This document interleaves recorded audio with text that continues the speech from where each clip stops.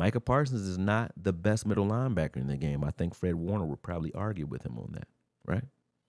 But Fred Warner can't get you 10 sacks a season going forward and stop the run flat out and cover wide receivers up the field. These are things that we've watched Micah Parsons do as a middle linebacker.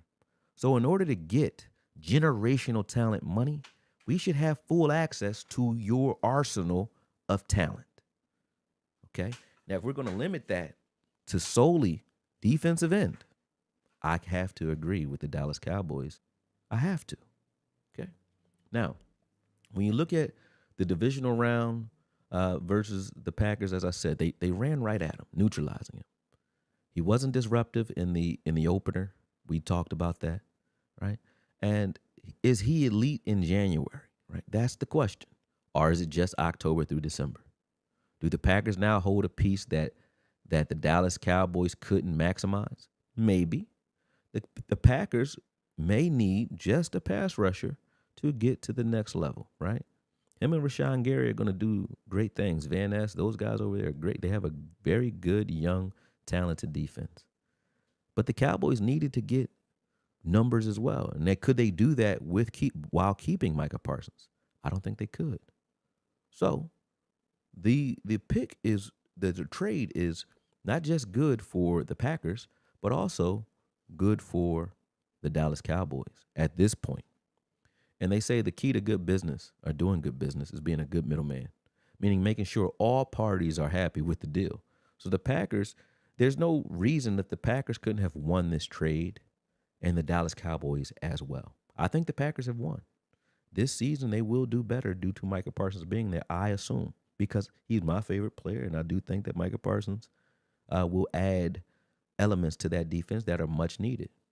But his absence also allows the Cowboys to change culturally and to add elements and players to the game that is much needed or are much needed as well.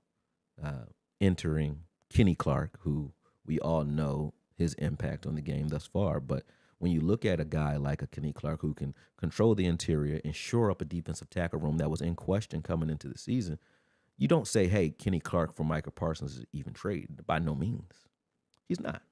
But you can say his approach to the game and his ability to kind of set the tone and calm down the culture and school those guys, along with Solomon Thomas, who's here as well. But those guys are now going to be rallying around leadership, okay?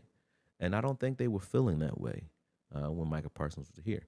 Although I don't want to speak for a player specifically, I just look at the tone and the way their morale looked in some of their big games.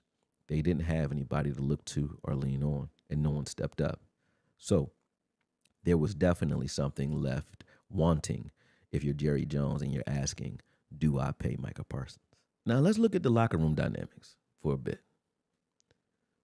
Micah Parsons has had visible sideline clashes with DeMarcus Lawrence. I think they even fought. Someone said that they fought. I don't know, but I've definitely seen them cursing each other out at the on the sideline in the Baltimore game. We all know about the Malik Hooker comments that talked about his podcast, and the podcast being a sore spot for some of the guys in the locker room.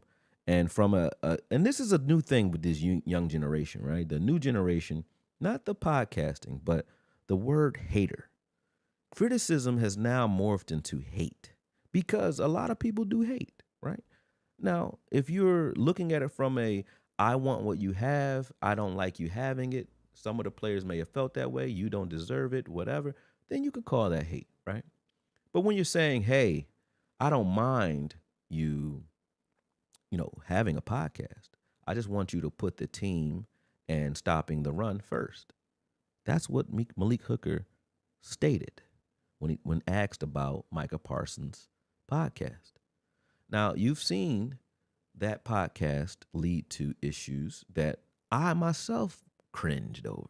And I liked the podcast. But I myself looked at the podcast as a sore spot, and here's why. Micah Parsons was asked to rank his top quarterbacks in the league. And he ranked them, maybe honestly, in his opinion. But he didn't even put Dak on it, which created even more questions for Dak, right? Which We already know how much Dak deals with the media and how much the media loves Dak Prescott and the Cowboys.